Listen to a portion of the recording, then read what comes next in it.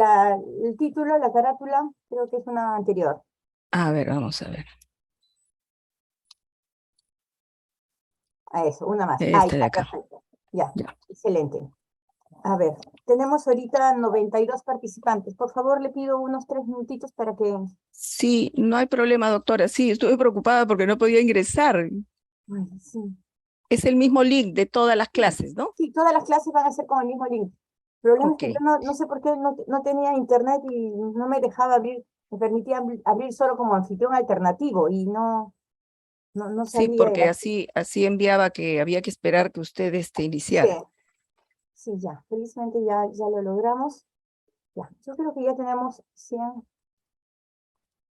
como son 308 unos minutitos, que tengamos quórum y ya empezamos, ¿sí? Ya, doctora, lo que pasa que es sábado y de repente se duermen hasta un poquito más Pero tarde. este sábado no arrancamos a las 8 solo cuando hay Sí, conferencia, sí, ¿no? sí, Así es sí, sí, la indicado. verdad es que disculpe que no había leído bien, pensé que era a las 8. Ya. No, así los dejamos dormir un poquito más el día sábado. Sí.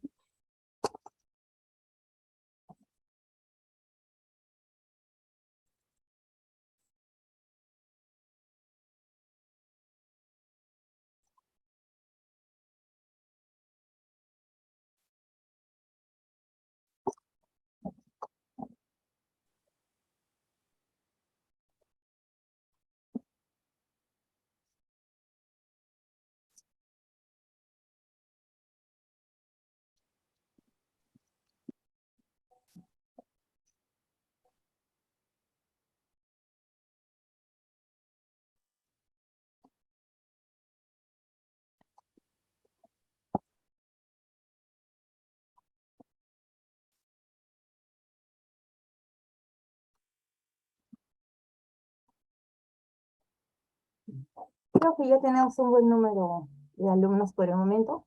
A ver, voy a presentar a la doctora para que pueda Ay, ustedes perdón, todos, ¿ya? perdón. Muy buenos días con todos. Continuando con las actividades académicas, hoy día tenemos dos temas importantísimos, que son la primera causa de muerte materna, que son las hemorragias obstétricas.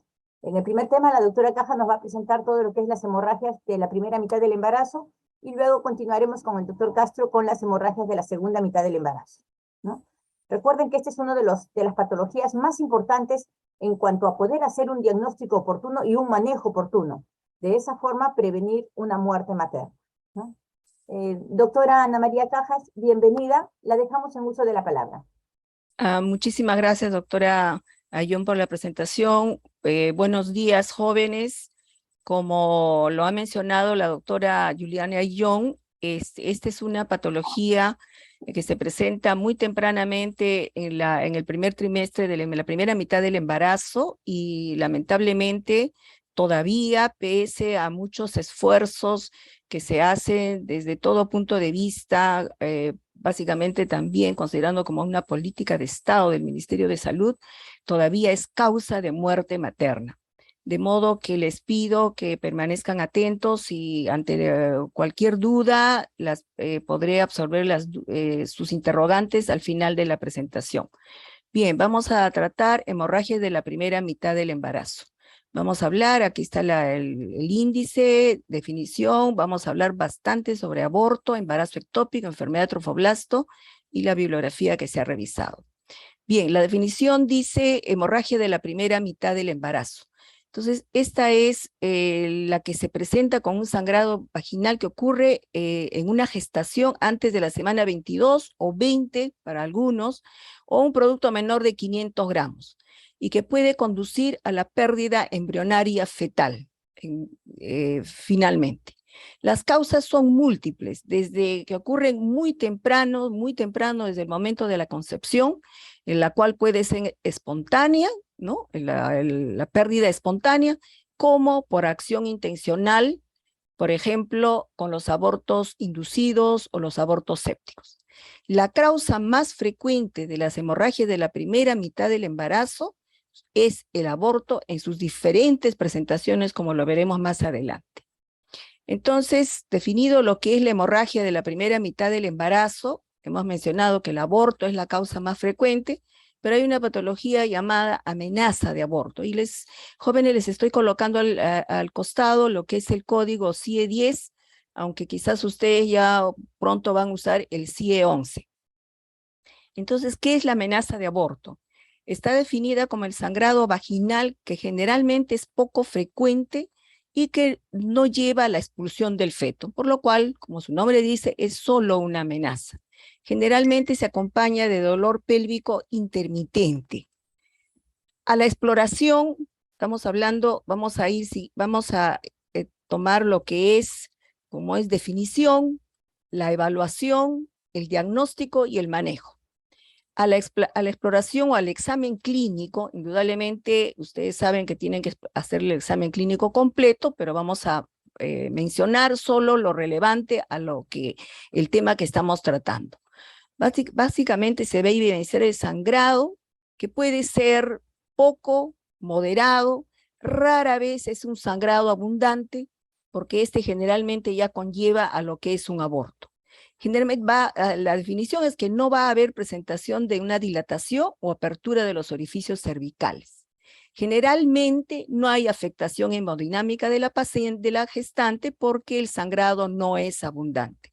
Pero la razón por la que acude la gestante a la emergencia es porque está sangrando. Y ustedes saben que el sangrado genital, el sangrado vaginal, es un signo de alarma al cual tiene que acudir la gestante a una institución para ser evaluada. El diagnóstico básicamente es clínico, que se va a confirmar por la ecografía.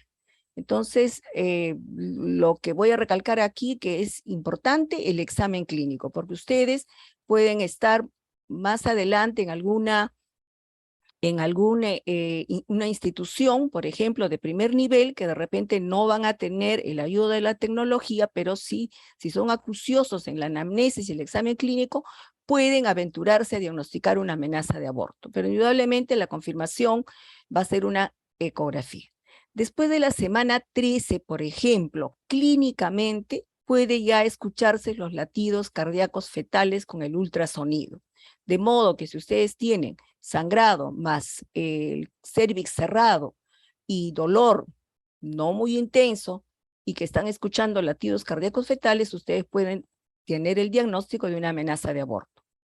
El manejo generalmente es ambulatorio. Muy raro es que requiera hospitalización, excepto en algunas situaciones en las cuales sabemos que toda gestación es todo embarazo es un embarazo valioso, es un feto valioso, pero en ocasiones podríamos tener, por ejemplo, el embarazo de un producto de fertilización asistida, quizás una paciente con aborto recurrente, una paciente que tenga algún factor de riesgo, el cual amerite en ocasiones hospitalizar a la paciente.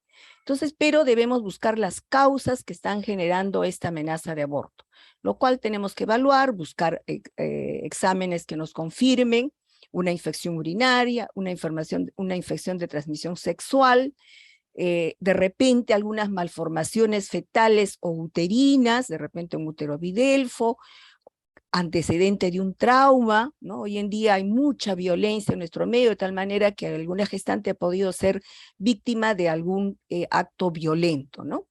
Tranquilizar a la gestante, muchas veces la gestante al referirle que su feto, que su bebé está bien, muchas veces se tranquiliza la familia, y con esto se consigue, digamos, evitar que el aborto se presente, ¿no?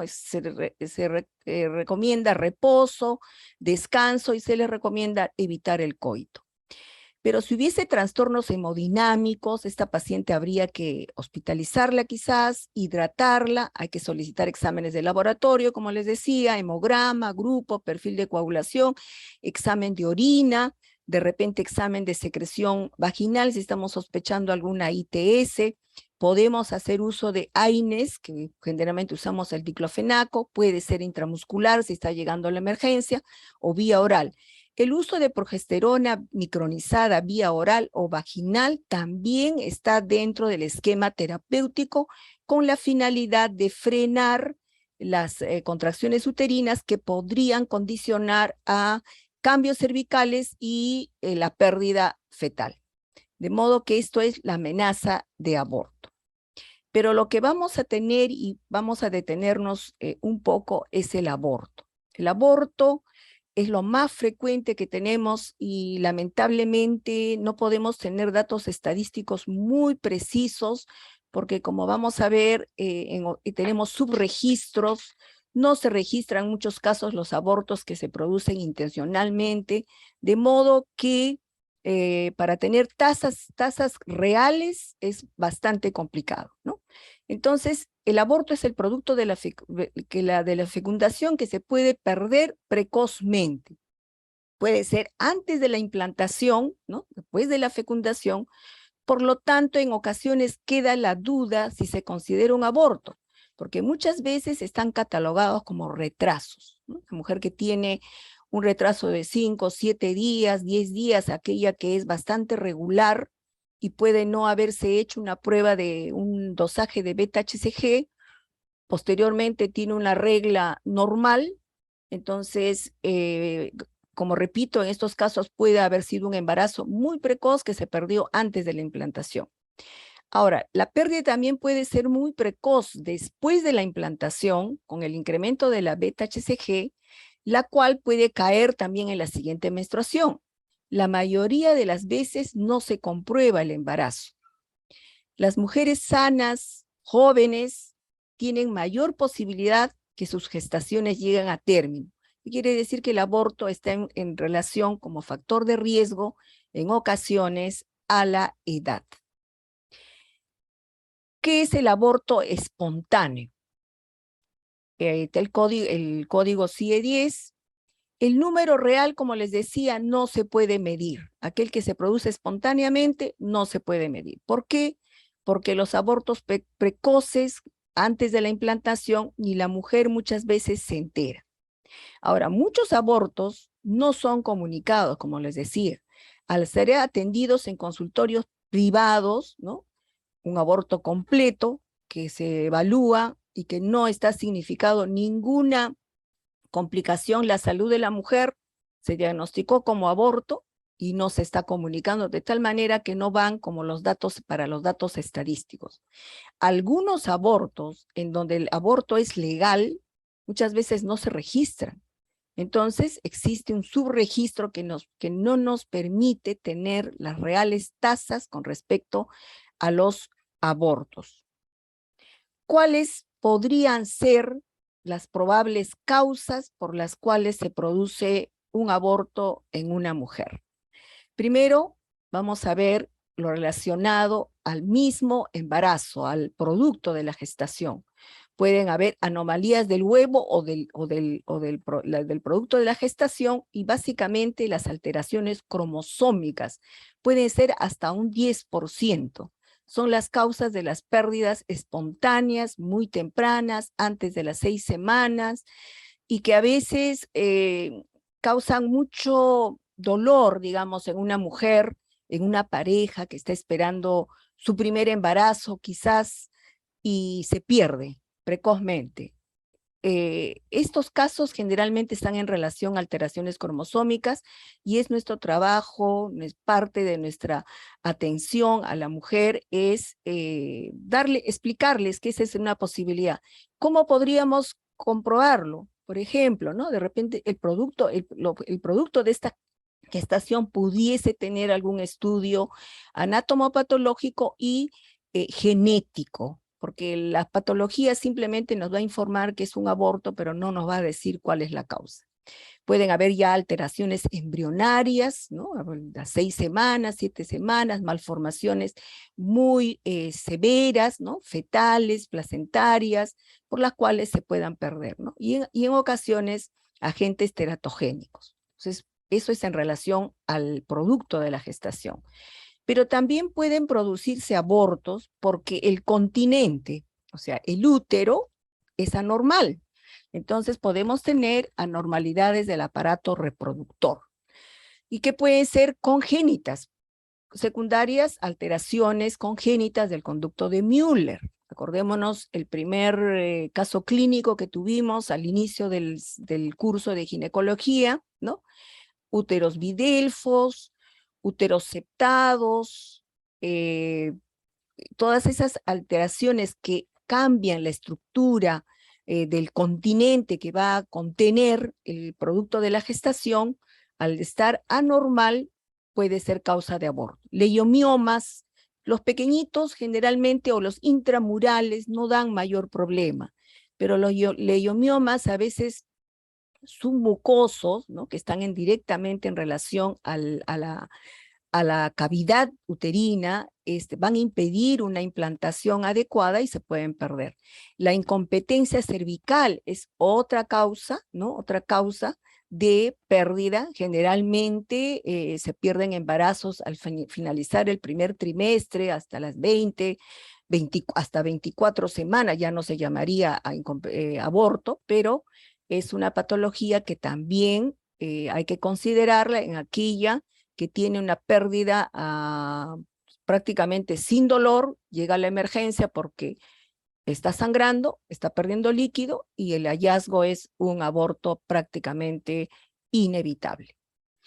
Enfermedad de la madre, o sea, la gestante. La mujer puede también tener problemas como de tipo endocrinos, la insuficiencia del cuerpo lúteo, el hipertiroidismo, la diabetes, infecciones, ¿no?, toxoplasmosis, rubiola, el famoso TORCH, que veremos más adelante en otra clase, enfermedades crónicas, inmunológicas, hipertensión arterial crónica, todo aquello que signifique medicación, alteraciones ya cuando tienen larga data pueden estar afectando órganos blancos, como es riñón, como es corazón, como es pulmón, etcétera, que acordémonos que para que un embarazo progrese normalmente necesitamos que todos estos órganos estén funcionando adecuadamente, ¿no?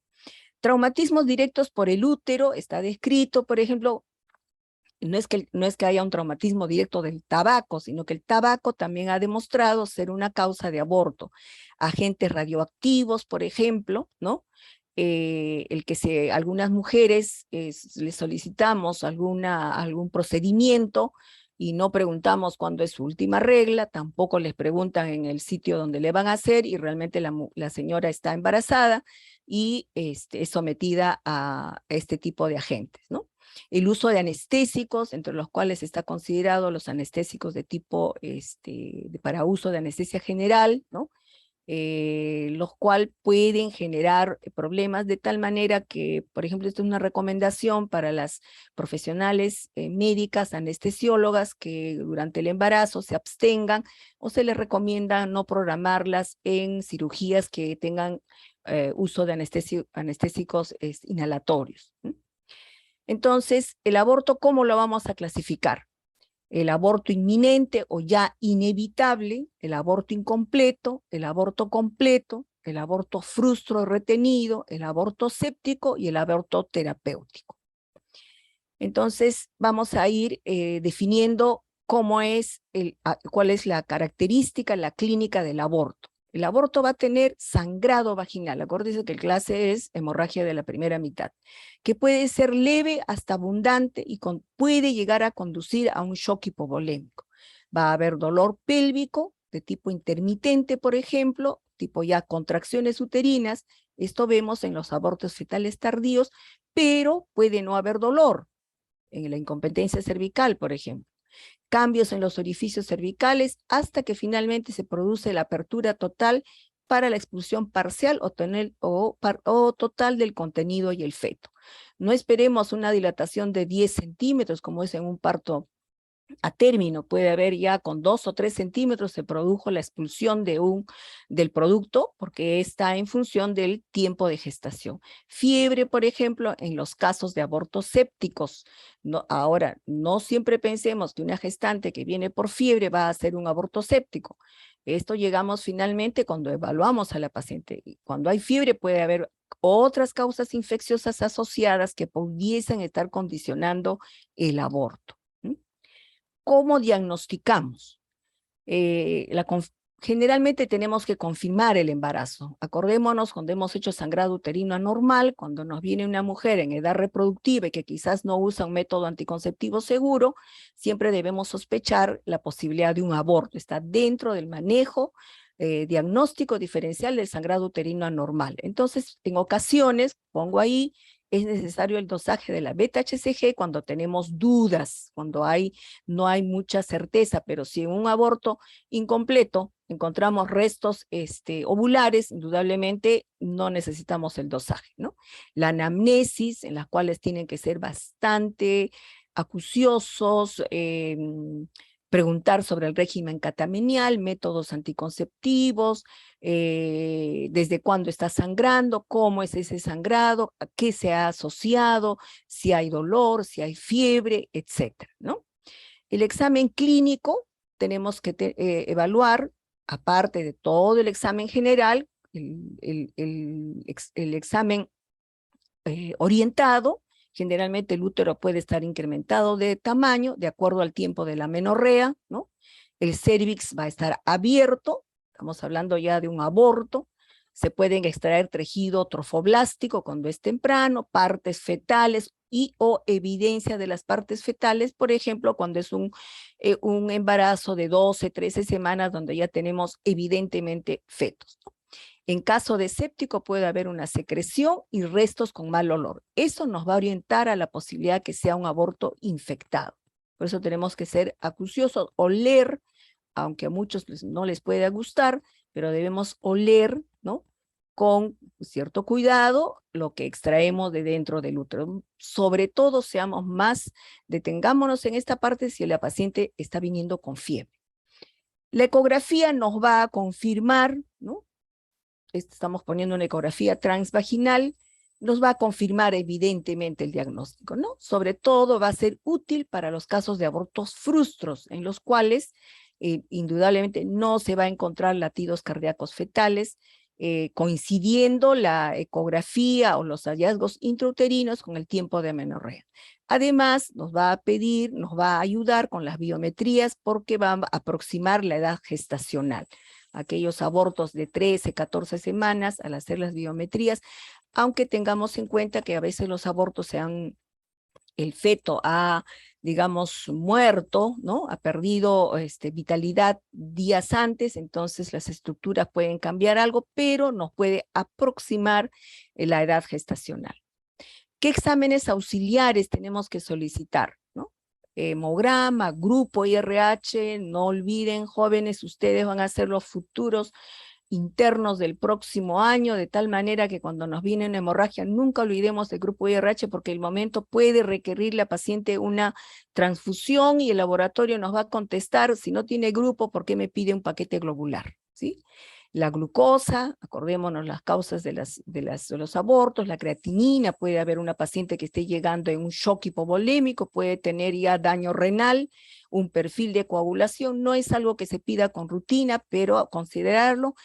RPR, HIV, ¿no? Porque tenemos que manejar íntegramente a la paciente. Hemocultivos, por ejemplo, cultivo de secreción endouterina en el caso que la paciente venga febril y tengamos evidencia de que sea un aborto séptico. Una ecografía puede ser pélvica, de repente si es una adolescente, una niña que muchas veces nos niega una relación sexual, o transvaginal, que es lo más frecuente, podríamos requerir, por ejemplo, una radiografía abdominal, aquella paciente que nos viene seriamente comprometida. No es lo usual hoy en día, pero hasta hace unos 20, 30 años teníamos pacientes que venían con abdomen peritoneales, distendidas, y cuando tomábamos una radiografía de abdomen encontrábamos la presencia de aire en la cavidad, lo cual nos hacía sospechar que había perforación de útero y se confirmaba. Placas de tórax, si la paciente está comprometida, básicamente para el manejo posterior. Y ahora vamos a ir ya habiendo mencionado lo que generalmente tiene que estar dentro de la batería para manejar el aborto. En general, vamos a ver cómo son, o con las definiciones, los hallazgos y el manejo de los diferentes abortos que hemos considerado previamente. El aborto completo. Generalmente, no requiere ningún procedimiento de evacuación, porque es la paciente que viene generalmente a las 5 o 6 semanas, o aquella que ha estado siendo seguida como un aborto, una amenaza de aborto, y llega a la emergencia, habiendo muchas veces nos traen en la mano el saquito completo, el saco gestacional íntegro. Entonces a la evaluación, ese útero está de tamaño normal, el cervix está cerrado, completamos con una ecografía y encontramos que no hay ninguna evidencia de haber tejido, de tal manera que este es un aborto completo. Recomendable en este caso es, aparte de tranquilizar a la paciente y confirmar el diagnóstico, es recomendarle postergar un poco un siguiente embarazo, ¿no? Y administrar un método anticonceptivo que sí se puede hacer inmediatamente posaborto, ¿no? Es aborto completo. El aborto incompleto, en este caso, es el cual que ustedes habrán visto, la mayoría de ustedes a que hayan hecho sus rotaciones por emergencia, en la cual a la exploración se extraen restos, ¿no? O sea, no voy a mencionar aquí cómo es que hacemos el examen, sino ya ustedes ya lo saben. La colocación del espéculo, siempre en la paciente que viene por hemorragias de sangrado vaginal, uterino anormal, colocar un espéculo, ¿no? Y se extrae, vamos a encontrar el cervix abierto a la exploración con mucho cuidado. Muchas veces encontramos ya en la vagina o en el mismo canal, encontramos los restos de trofoblasto, ¿no? Entonces, en este caso tenemos el diagnóstico de aborto incompleto. Si la paciente está estable, no es una paciente que haya sangrado considerablemente, que viene con funciones vitales estables, podemos hacer un manejo ambulatorio, ¿no? Con un procedimiento que es el AMU, ¿no? La aspiración manual endouterina. Esto es una recomendación o ya establecido en un protocolo. Esto es posible si el útero es igual o menor a las 12 semanas. Es ambulatorio, generalmente solo requiere sedación. Se le hace el procedimiento y si no hay ninguna complicación durante el acto procedimental, se le da de alta a las 4 horas con un método anticonceptivo.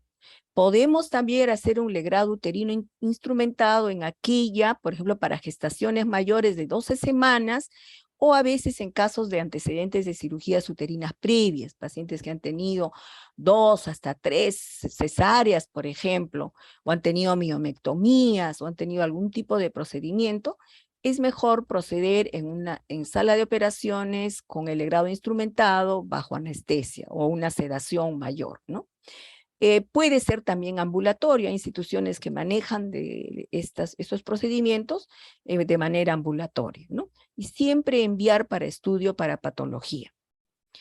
El aborto inminente o inevitable, un aborto en curso, es aquel que, como su nombre dice, ya no podemos hacer nada, ya no es una amenaza de aborto, tampoco es un aborto completo ni incompleto, ya es aquel que generalmente requiere hospitalización porque se produce a veces en embarazos por encima de las 14 semanas, es 16, 18, 20, 22 semanas, y por ejemplo lo vemos en caso de incompetencia cervical, ¿no? Son gestaciones ya mayores y vienen con el cervix completamente dilatado, muchas veces no han tenido dolor, como es el caso de la incompetencia cervical, y vemos, ¿no? Vemos a través durante el examen, se puede observar las bolsas, ¿no? Las bolsas amnióticas con el feto y lamentablemente es en la gran mayoría de veces con el feto vivo, ¿no?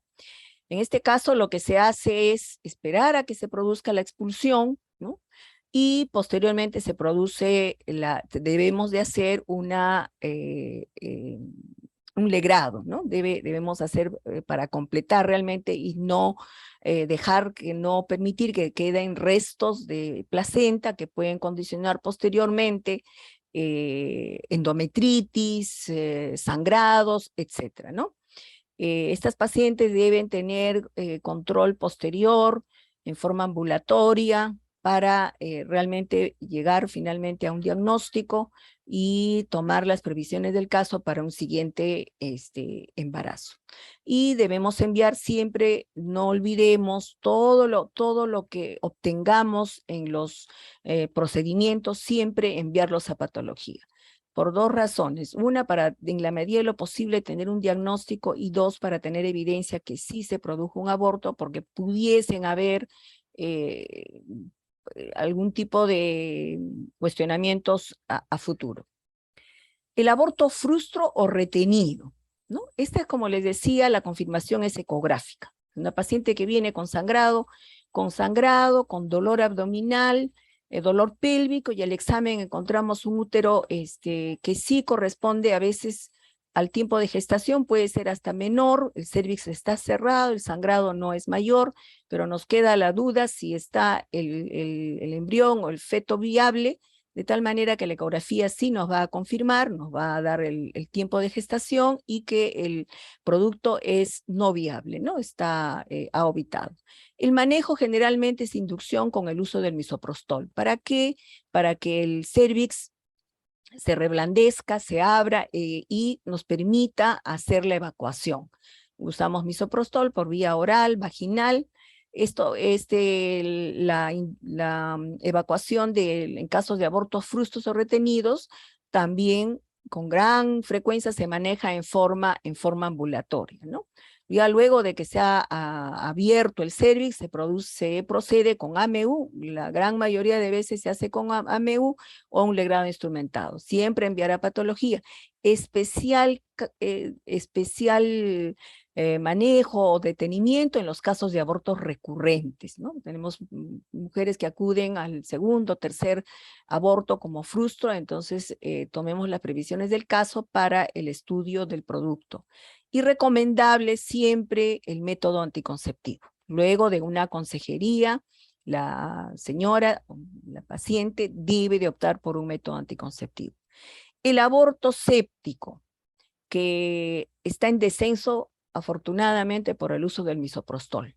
Tenemos que reconocer las bondades de este producto, porque años antes de que se usara el misoprostol, las mujeres que estaban decididas a abortar, ¿no?, recurrían a todo mecanismo posible para hacerlo, desde colocarse sustancias tóxicas dentro del útero, como tomar, ¿no?, con la creencia de que tomar algunas aguas podrían ocasionarle, o correr, o saltar, etcétera, ¿no? O sea, se decía que cuando una mujer está decidida a terminar el embarazo, lo hacía por cualquier medio. Ahora usan misoprostol. Entonces van a acudir con cuadros de dolor, sangrado, fiebre. Puede que no ocurra, que estén sin fiebre también. El examen hay que tener mucho acuciosidad, puede haber dolor abdominal, generalmente no es solamente pélvico, dolor abdominal, puede haber una reacción peritoneal, estemos atentos a ese hallazgo. Por ejemplo, en los casos graves puede ser secundario a perforación uterina o a cuadros severos de compromiso del miometrio. En estos casos puede llegar a una histerectomía abdominal total. Lamentablemente hay mujeres jóvenes que han perdido el útero, hoy en día mucho menos como años pasados.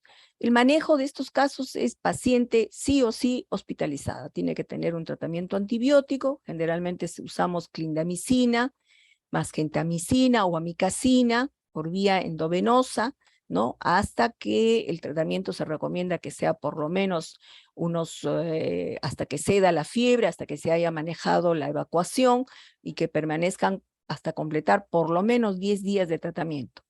Luego se procede, esto sí, a un legrado instrumentado. O podría ser en casos de embarazos menos de 12 semanas en las cuales no haya mayor compromiso, un AMU, pero sí se recomienda que sea en sala de operaciones bajo anestesia, porque ha ocurrido que por necesidad, porque no hay sala de operaciones, avancemos porque se va a quedar muchos días la paciente, hemos procedido a AMU y hemos tenido casos de perforación de útero. Y puede complementarse, por ejemplo, con un procedimiento que es la culdocentesis. Si el examen clínico estamos palpando el fondo de saco ocupado o la ecografía que le hemos tomado nos dice que hay líquido libre en cavidad, debemos proceder a una culdocentesis para poder obtener y evaluar ese líquido. Puede ser simplemente un líquido inflamatorio, o en casos donde el compromiso es mucho más severo, podría haber hasta secreción purulenta.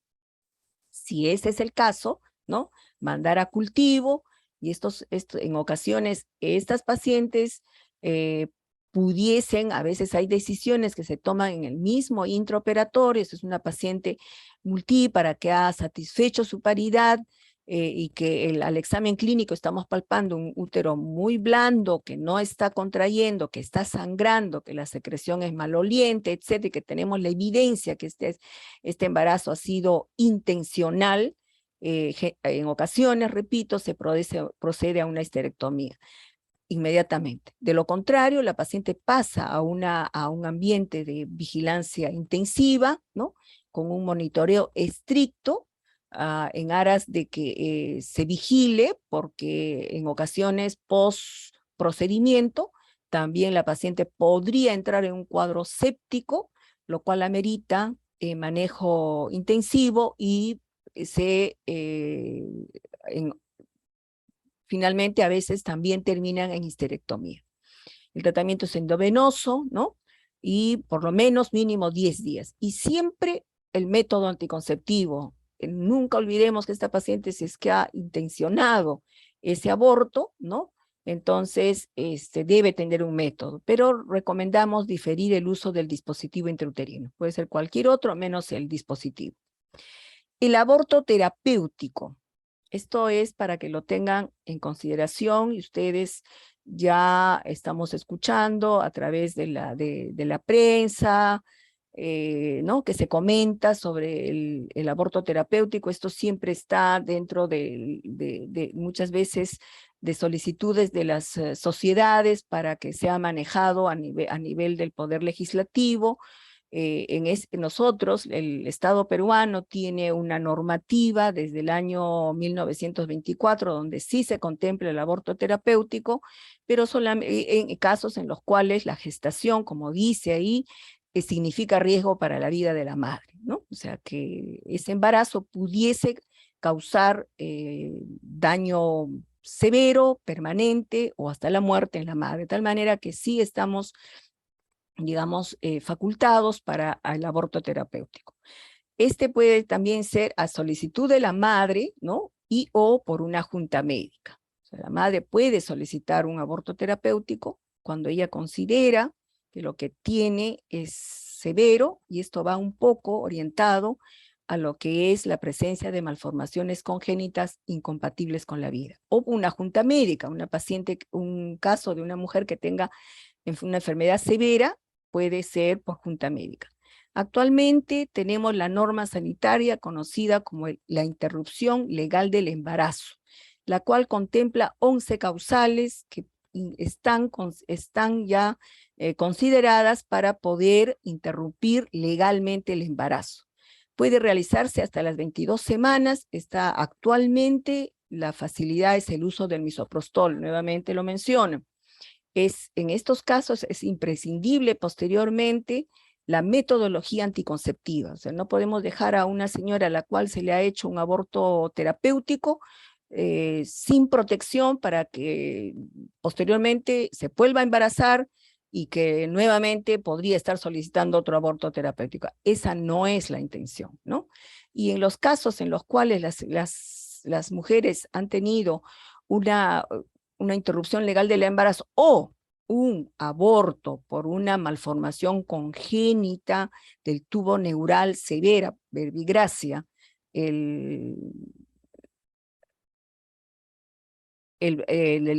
alteraciones del tubo neural, ¿no? Lo que se le recomienda después de la evacuación es que la paciente, como en prevención de esta malformación, reciba ácido fólico 4 miligramos por día, ¿no? Previa a una próxima gestación. La paciente tiene que salir con una información muy precisa sobre lo que es salud sexual y reproductiva, ¿no? Y aquí les ponía muy rápidamente las indicaciones del aborto terapéutico. Por ejemplo, algo que vamos a tocar seguidamente, está contemplado dentro como aborto terapéutico, pero indudablemente sabemos que el embarazo ectópico no puede proseguir, la enfermedad trofoblasto tampoco. La hiperemesis gravídica severa con deterioro hepático y renal. A propósito, esto de un seminario que se ha realizado hace poco, en el cual sí se puede considerar un aborto terapéutico. Las neoplasias malignas, por ejemplo, que requieran tratamiento inmediato, no se pueden postergar, entonces hay que interrumpir el embarazo. Las insuficiencias cardíacas clase funcional 3 o 4, eso nos lo dirán los cardiólogos. La hipertensión crónica con daño de órgano blanco, por ejemplo, que ya esté en una insuficiencia renal. Una lesión neurológica severa, el lupus severo, la diabetes mellitus avanzada con lesión de órgano blanco. ¿Cuál es el órgano más afectado? El riñón. La insuficiencia respiratoria crónica con una saturación menor a 85% y cualquier otra patología que ponga en riesgo la vida de la mujer en forma permanente, ¿no? Entonces, aquí, esta es la causal 11, que fue añadida no hace mucho, en la cual podría estar incluida, y nosotros lo incluimos en estos casos, por ejemplo, las mujeres portadoras de un feto con una malformación severa incompatible con la vida, ¿no? Las acranias, las pacientes con daños, malformaciones congénitas que sabemos que no van a sobrevivir. ¿Y por qué? Porque esto puede causar un daño psicológico severo, el cual afortunadamente esta norma técnica nos permite poder, digamos, responder a la solicitud de la mujer que está pidiendo una interrupción legal del embarazo. Entonces, sí existe una legislación, perdón, desde el punto de vista de la legislación que nos ampara, y también el ministerio que ha emitido esta norma técnica. Bien, hemos terminado con lo que es el aborto y seguiremos con el embarazo ectópico. Esta es la implantación del óvulo fecundado fuera de la capa endometrial del útero. No es sinónimo de embarazo extrauterino. ¿Y por qué lo pongo acá? O sea, no podemos usar embarazo ectópico igual a embarazo extrauterino. ¿Por qué? Porque el embarazo dentro del embarazo ectópico están incluidos el embarazo cervical y el embarazo intersticial o cornual, que están dentro del útero. Entonces, embarazo ectópico, básicamente la definición es que esté implantado fuera de la capa endometrial del útero, ¿no? En la trompa no hay endometrio, en la parte intersticial tampoco, ni en el cervix.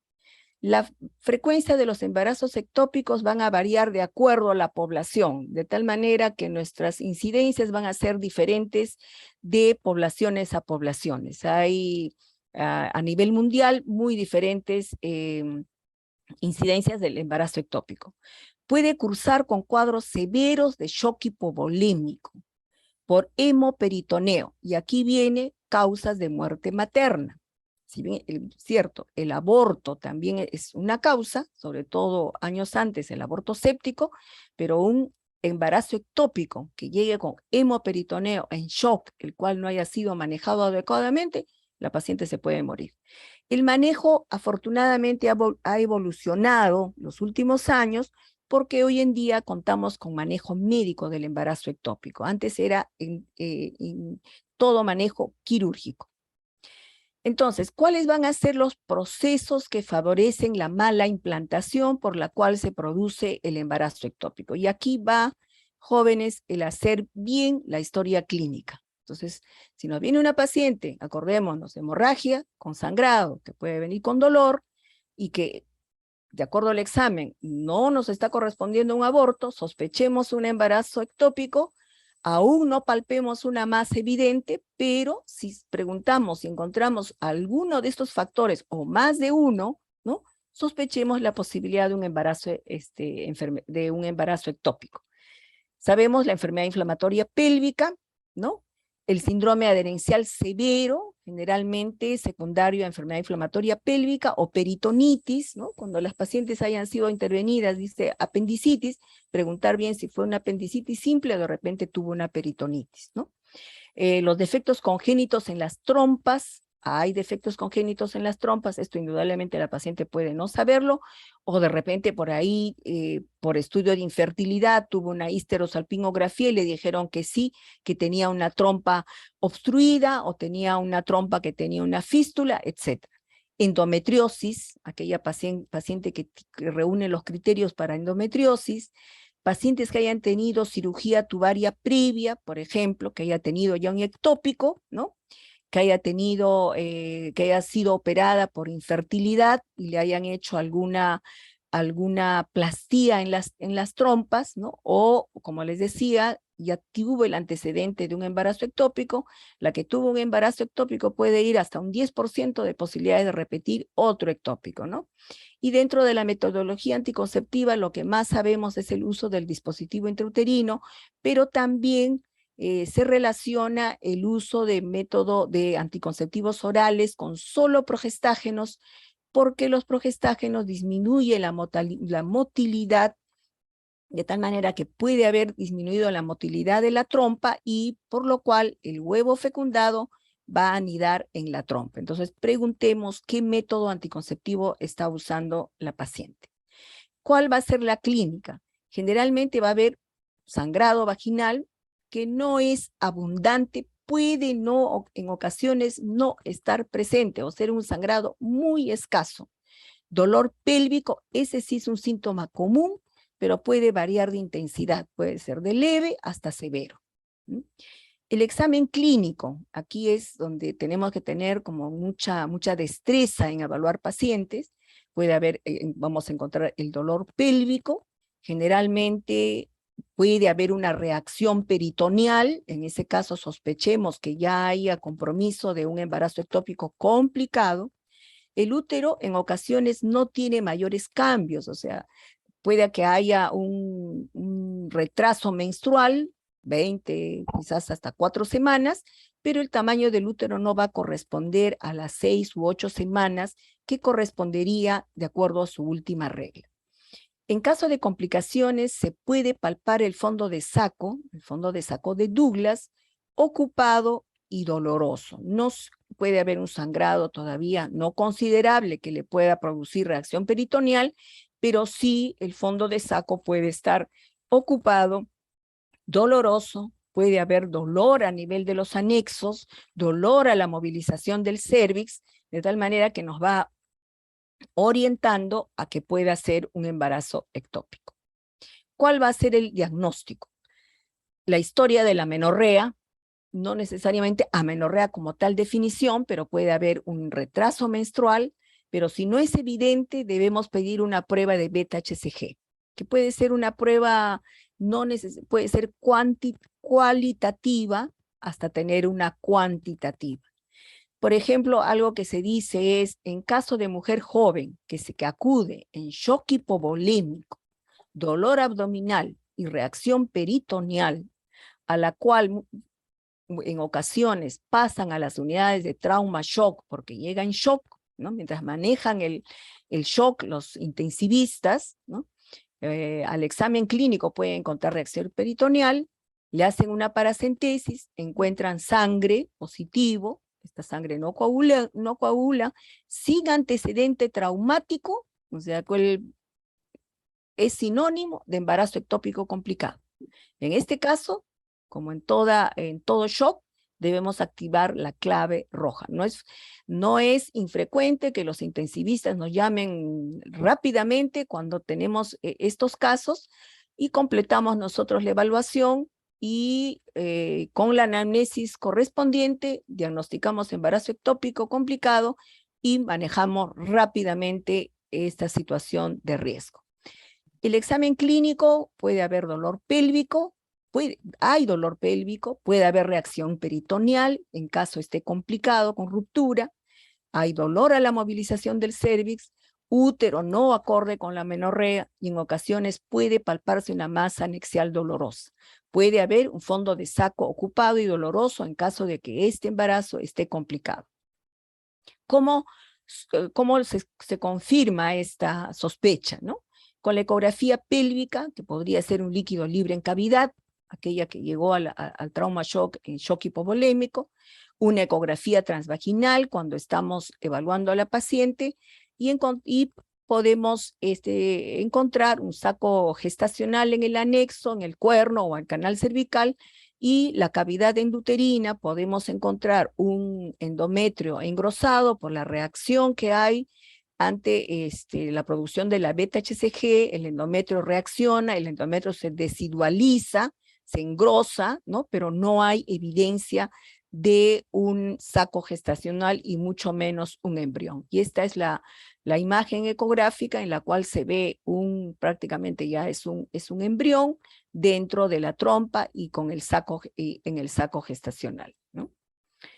Doctora Cajas, estamos Sí, ya en hora, nos ya. quedan 10 minutitos más. Perfecto, doctora. Y termino ya en 10 minutos. El embarazo cervical generalmente es una amenorrea corta, ¿no? No tiene mucho tiempo de amenorrea.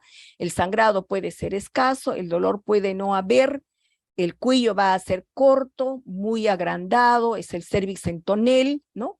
Y se evidencia con la ecografía que en los productos de la concepción y muchas veces se ve hasta el embrión, la gran mayoría de veces muerto, dentro del canal cervical. Esto puede sangrar muy abundantemente cuando se manipula el cervix. El embarazo cornual es de difícil diagnóstico, puede ser interpretado como un embarazo intersticial o intersticial y que comprometa más a la trompa que el útero. El embarazo tubárico, que es la más frecuente, el ampular es la más frecuente y puede terminar con ruptura tubárica o el aborto tubárico. Y el embarazo ovárico es mucho más frecuente, que debe cumplir ciertas características, que la trompa y la fimbria no deben tener ninguna evidencia de embarazo y que el saco gestacional ocupe todo el ovario. Es bien raro esta presentación, y aquí hay una gráfica en la cual se puede ver lo más frecuente: el tubárico ampular, el ísmico, el ovárico, el cervical, el intramural, muy rarísimo, nunca he visto, pero se describe cuando hay algún tipo de fístula, y el abdominal.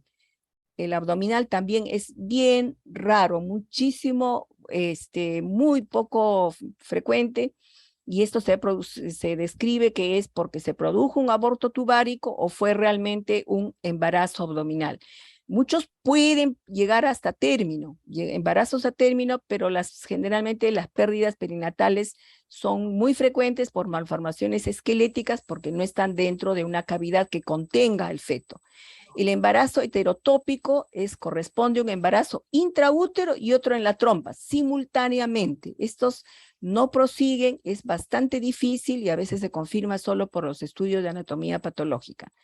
Embarazo ectópico post-histerectomía ocurre. Puede ser que esta paciente haya estado embarazada, haya tenido una fecundación antes de la histerectomía en mujeres jóvenes, o en algunos casos en los cuales el embarazo se produjo porque hubo alguna cúpula vaginal abierta, algún tipo de fístula entre la vagina y la cavidad abdominal, y se produjo el embarazo, ¿no? Esto es más frecuente en histerectomías abdominales. Bastante raro, jamás lo he podido ver. El tratamiento: esta es la lucha contra la mortalidad materna, y el avance de las tecnologías han favorecido el manejo de esta patología, especialmente las mujeres que no tienen hijos, ¿no? La incidencia de los casos de embarazo ectópico realmente no se está reduciendo porque tenemos mucho incremento de las ITS, y el tratamiento va a depender del daño ocasionado en las trompas y el deseo de fertilidad. Y el tratamiento puede ser quirúrgico, que hoy en día hacemos uso de la laparoscopía, ustedes han visto que se realiza con frecuencia, que se le puede hacer la salpingostomía o la salpingectomía o por laparotomía. A veces llega a histerectomía abdominal total cuando el embarazo es cornual o cervical. Y el manejo médico, el que conversábamos, que se hace con metrotexate, pero tiene que tener ciertos requisitos, ¿no? Debe no haber un embrión vivo, la beta-HCG debe ser menor de 5.000, los resultados son variables realmente, pero sí hay tratamiento médico. Y el otro tratamiento, que es la inyección intrasacular de metrotexate con guía ecográfica. Esto se hace en los embarazos cornuales y los embarazos cervicales. Esto ha evitado la histerectomía. En muchas instituciones estamos realizando ese tratamiento. Y aquí tienen imágenes de embarazos ectópicos complicados con hemoperitoneo. Todas estas son imágenes de cirugías laparoscópicas. El hemoperitoneo no es un impedimento para que se haga cirugía laparoscópica. El pronóstico, como repito, dado que ahora se puede diagnosticar mucho más precozmente, ha incrementado la tasa de embarazos post-tratamiento. Como les decía, que hay recidivas entre 7 hasta un 13%, ¿no? O sea, una mujer que tiene un ectópico puede repetir otro ectópico. Y hasta un 30% de mujeres post-tratamiento van a quedar infértiles porque tenemos problemas de síndromes adherenciales que dificultan el embarazo. Enfermedad de trofoblasto es otra causa de hemorragia de la primera mitad del embarazo, es secundaria a anormalidades proliferativas del trofoblasto asociados al embarazo. ¿Qué tienen en común? Tienen un potencial neoplásico producto de la beta-HCG y también, bueno, la posibilidad de ser tratadas con drogas citotóxicas. La clasificación, la enfermedad molar, que es lo que más frecuentemente vemos, que es la mola completa o la mola incompleta, la mola invasiva o el corioadenoma destruens, la enfermedad trofoblástica del sitio atroplacentario y el coriocarcinoma.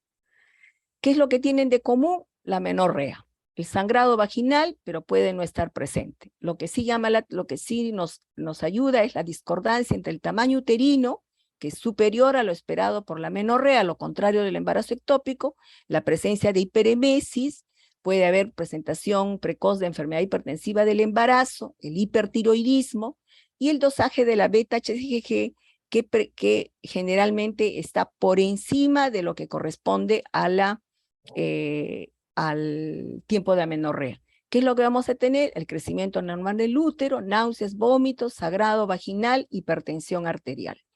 El diagnóstico, el cuadro clínico, el sangrado, la discordancia, la ausencia de latidos cardíacos fetales, la eliminación de tejido trofoblástico semejante a uvas, o en la ecografía generalmente no se observan partes fetales, y las típicas imágenes en panal de abejas. Estas son imágenes de patología, una placenta, una ecografía con la imagen en panal de abeja, y vamos a ver cuál es la mola hidatidiforme completa, que es lo que más vemos, es lo más frecuente, y es secundaria a una concepción anormal sin embrión, ¿no?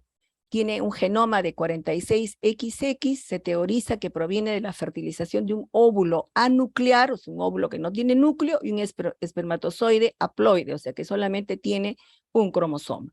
Esto es más frecuente en las mujeres jóvenes, pero también se ve en mujeres mayores. Y esta es la causa, un óvulo sin ADN con un espermatozoide 23X se unen y lo que hace es, pues, se duplica el cromosoma paterno y tiene 46XX, la imagen típica en panal de abeja.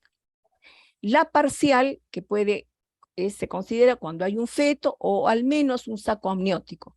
Y la genética es triploide, ¿no? Triploide, 69 en todas las variedades. Aquí los fetos no son viables.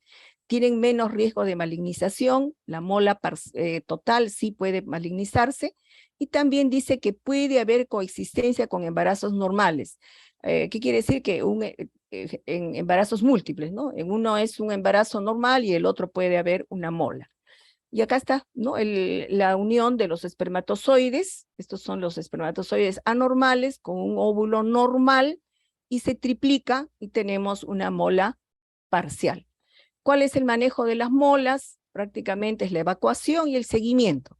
Siempre tenemos que tener los paquetes globulares, la placa de tórax, y puede ser se recomienda la aspiración eléctrica con uso de misoprostol. No es recomendable el uso de oxitocina porque al haber contracciones pueden inducir a la posibilidad de embolización pulmonar del tejido trofoblástico. Entonces se apertura el cuello con misoprostol y se procede a la aspiración eléctrica, que es mucho más rápido. Siempre enviar al patología. Y en mujeres en las cuales la paridad ha sido satisfecha, una multípara de 40 años con 5 hijos, puede optarse por una histerectomía total, ¿no? Y el seguimiento es muy importante, las pacientes no deben volver a embarazarse por lo menos en un año. Debemos hacer seguimiento con beta-HCG, al inicio es mensual y después de los 6 meses pueden ser cada dos meses. La paciente debe tener una anticoncepción y la recomendación es sea con anticonceptivos orales. Y la recomendación es beta-HCG mensual. Si el caso la beta se mantiene o se eleva hasta más de 20,000 unidades internacionales, se puede coadyuvar con un tratamiento con metotrexate. La mola invasiva, que es la enfermedad trofoblástica gestacional persistente no metastásica, esto puede seguir a una evacuación de mola completa o parcial o un embarazo normal, ¿no? Se diagnostica con incremento de la beta-HCG. Paciente que ha tenido un posaborto, que ha tenido un posparto y que empieza y que no se evidencia feto, nada que nos diga que hay embarazo, sospechar la posibilidad de mola invasiva. En ocasiones invaden el miometrio con perforación uterina. Sí, estas son las típicas pacientes que persisten con sangrado vaginal post-evacuación o postparto. Es poco frecuente, honestamente hemos tenido en nuestra institución muy pocos casos, que ahora tenemos un departamento de oncología, los manejamos conjuntamente, ¿no? Esto son manejados con quimioterapia. La enfermedad trofoblástica del sitio placentario. Este es muy raro, nunca lo he visto, pero hay que considerarlo, que se produce un tumor trofoblástico en el lecho de la implantación placentaria después de un parto, de un aborto o de una mola, de tal manera que las molas también pueden degenerar. Estas no cursan con beta-HCG muy altos, producen también prolactina y poca beta-HCG, el tratamiento es médico, afortunadamente su evolución es favorable. Y el coriocarcinoma, que es la enfermedad trofoblástica gestacional metastásica, se presenta en un 4% después de la mola, generalmente de la mola completa, rara después de un parto o aborto. La edad es un factor de riesgo, las mayores tienen mucho más posibilidades de hacer una mola o hacer un coriocarcinoma. Las metástasis son más frecuentes a pulmón, vagina, pelvis, puede ser también cerebro, hígado, intestino. El tratamiento básicamente es con quimioterapia bajo ciertos scores que han hecho la OMS y la FIGO, que consideran diferentes parámetros, el tamaño del útero, el valor de la beta-HCG, si es que hay metástasis, a qué órganos hay, no vale la pena mencionarlos, pero el tratamiento es básicamente con quimioterapia, ¿no? El pronóstico, si se maneja tempranamente, como es la mola completa y parcial, es bueno. El seguimiento es ambulatorio, siempre la paciente debe prevenir un nuevo embarazo. Uso de anticonceptivos oral y en caso de mujeres con paridad satisfecha, enfermedad no metastásica, la recomendación es una histerectomía, es una buena alternativa si la paciente lo acepta. Y que la enfermedad metastásica responde a la quimioterapia. Y aquí pongo finalmente que afortunadamente esta patología tiene cobertura por el CIS, de modo que se puede tratar. Y ahí vemos el tratamiento. El legrado, que básicamente no consideremos legrado, sino como una evacuación, que lo recomendable es una evacuación eléctrica, puede ser la histerectomía, el control de la beta-HCG y en caso esta se eleva o permanece alta, tenemos opción de la quimioterapia. Y muchas gracias, jóvenes, disculpen que me he pasado de la hora. Gracias, Juliana, pero el tema es bastante largo y lo he hecho bien corto. Gracias. Muchísimas gracias, doctora Cajas, por su presentación. Realmente ha sido muy minuciosa con todos los detalles, sobre todo los detalles clínicos, que son importantísimos para los alumnos. Que recordemos que los exámenes auxiliares van a respaldar nuestra prescripción diagnóstica, que es básicamente clínica.